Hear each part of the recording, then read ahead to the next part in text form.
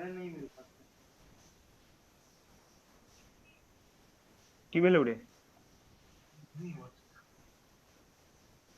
you hear me, 𝗘𝘃𝗺𝗃? Yes, David.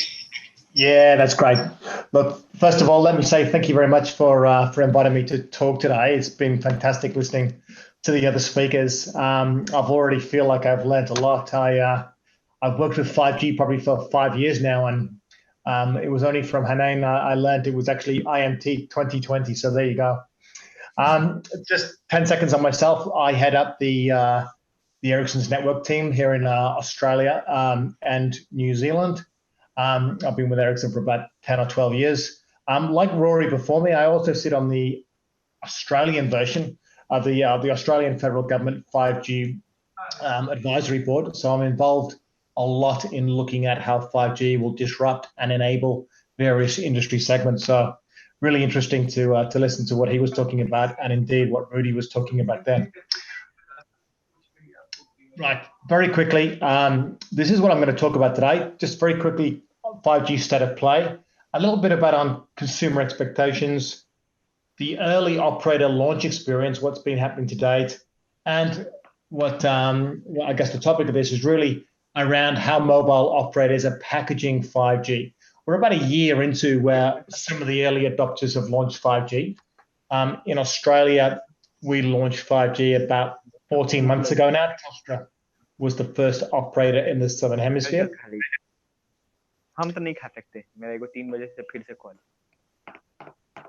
Sorry, someone could go on mute there, that'd be great. What I'm not going to talk about is 5G enterprise use cases, really very much consumer oriented today.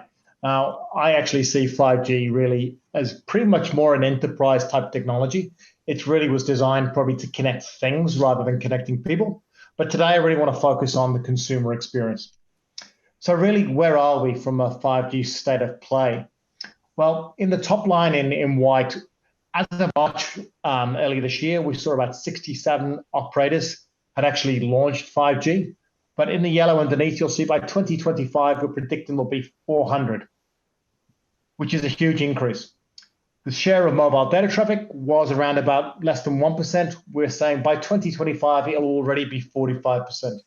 And you can see the number of connections is going to increase dramatically from 13 million to 2.6 billion. In fact, today, I think the GSMA announced there's 80 million, only 80 million 5G connections. And a lot of those are out of China. So there's a huge amount of growth to come in 5G. And you can see the number of mobile subscriptions is also going to grow hugely. So it really is a massively growing technology. And a lot of people say, well, how fast is it really growing? So I like to show this graph to put it in perspective. What it shows is different technologies or consumer and consumer adoption of those, and the number of years relatively it took to reach 1 billion users. So you can see right at the top, credit cards took unbelievably 74 years to achieve 1 billion users. WhatsApp took 8 years, and 4G subscriptions took 4 years. What we're suggesting is, what Statista is suggesting is that 5G will hit 1 billion users within 3.5 years. My daughter said, that's not that impressive. TikTok's going to do it in 24 months, but we will see. But you can see it's probably one of the fastest take-ups of new technology. So it really is quite incredible. And there's lots of different reasons for that. One is the new use cases. A lot of it's driven by new use cases. And we heard about things like ultra-high reliability, low latency, high availability, etc. But I always think it's about doing more of the same. It's about, it unlocks new spectrum. And by unlocking new spectrum, it's allowing us to fulfill that insatiable demand to download more and more. And I think the Ericsson Mobility Report just published this morning, it'll be on my LinkedIn shortly, will show that there's a 58% year-on-year. So February to February or Q2 to Q2 growth in worldwide mobile data traffic. So that growth is still significant and dramatic. 5G device maturity, I think the only point I want to make here is there's a significant number of devices now. The fact of them not being devices, that issue's gone away. Now we need to see the second and third generation of the chipsets come along and actually really drive the price down. We've seen a few sub $500 devices around. Redmi, the Chinese vendors, one. but we really need to see a lot more. But there's a massive proliferation of devices now. But I think the next stage is to see that price point driven right down to make it more palatable for a lot of users. Right, I want to talk a little bit about 5G, consumer expectations of 5G. And it was great listening to Rudy talk about some of these use cases, because his slides are far better than mine, and it really brought some of them to life. But just to talk you through, to orientate you around the chart, what we're showing on the y-axis is the consumer's interest, the level of interest from the number of people surveyed. And I do have to say this is Australian data. And then on the x-axis, what it's showing is actually whether we think it's going to be coming along in 1 year or 4 years. So it's actually within each of the industry segments. On the left-hand side of the segment, it means it's coming along sooner. On the right-hand side, it's coming along later. And the size of the bubble is actually the propensity or the willingness of consumers to pay. So to pick on that one Rudy just talked about, if we look in the automotive segment, we see see-through cars with 5G. That's a very real, very real use case, which I've seen demoed. What we're saying there is we don't think it's going to be coming along anytime soon, not in 1.5 years, but it's coming along and it needs to be developed. But our data is showing that the willingness to pay for that's probably not so much as people will pay for 5G in-car entertainment. And that's probably not that unusual. We're seeing a lot of the entertainment use cases in all the segments of, I've got a very high propensity for people to pay. People will pay to be entertained. And I think we're seeing that in the way all the tech stocks and entertainment stocks have increased, especially in this COVID period we're all operating in. But you can see there's lots of really interesting use cases around there. And some of them we're seeing emerging. Fixed wireless access, obviously, is a very real one, and 5G sensing. And Hannah was talking about the number of devices per square kilometer that 5G enables, so the massive densification of machine-to-machine devices.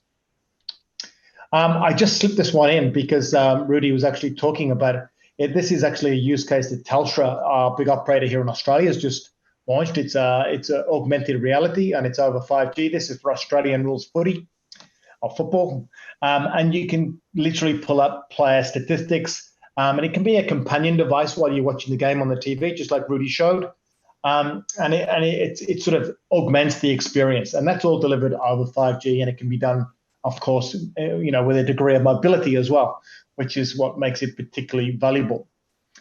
So this is, a real use case that's now been launched. Just talking a little bit about the operator launch experience to date. Appreciate there's people from all over the globe here, and you'll have different experiences than I've had. But roughly speaking, in Asia and Oceania, it's a couple of months old now, but what we're seeing is that there's a number of networks launched, and there's some slight differences across different regions. And I guess it was why 5G was launched initially. If we look at North America, 5G was launched very much in the millimeter wave space for fixed wireless access, for a niche solution, if you like, to fix internet connectivity originally. They've now since launched, and they're in actually over 50 cities, and they've been really the leaders in 5G. In Asia, Korea is probably one of the biggest, was one of the leaders. They all launched, 3 operators there, all launched on the same day, and it was part of a national imperative, if you like.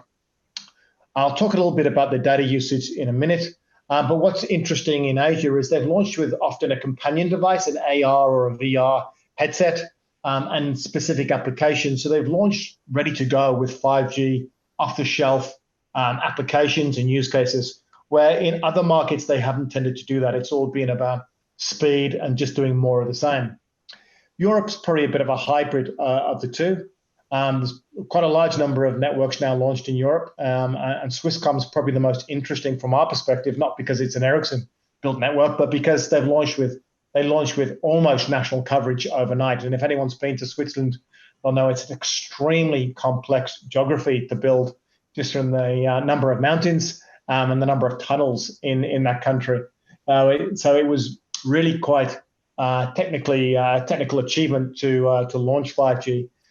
in that domain. And they did that by launching 5G in their low bands through spectrum sharing, which is, I won't go into too much, but a very interesting technology.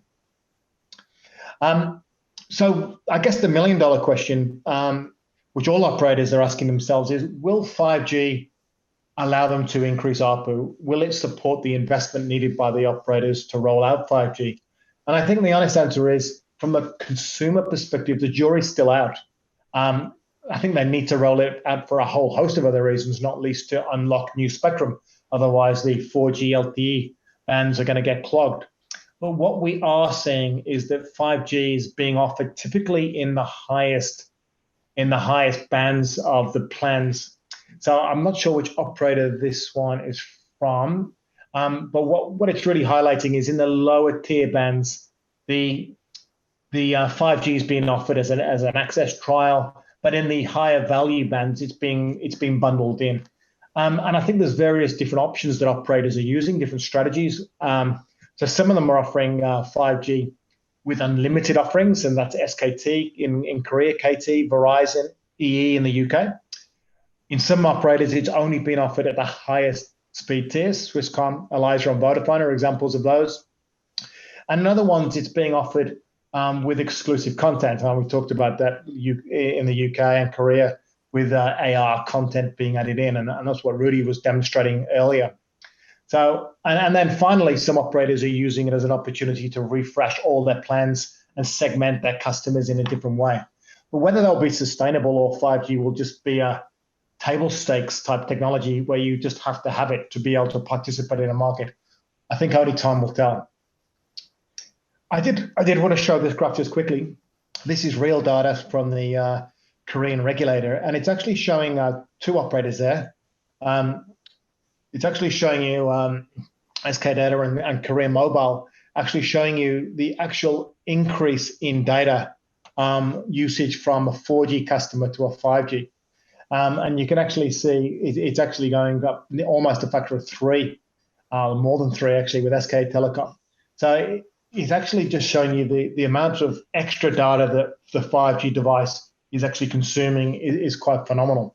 And a lot of people say, well, geez, how do you need to use 27 or 30 gigabytes a month of data on your mobile device? Well, and on the right, you can see on a per hour basis, AR type applications can chew up to 12 gigabytes, and things like esports and things like that are really, really data heavy. So it's really important, we have access to these new spectrum bands to unlock this new capacity.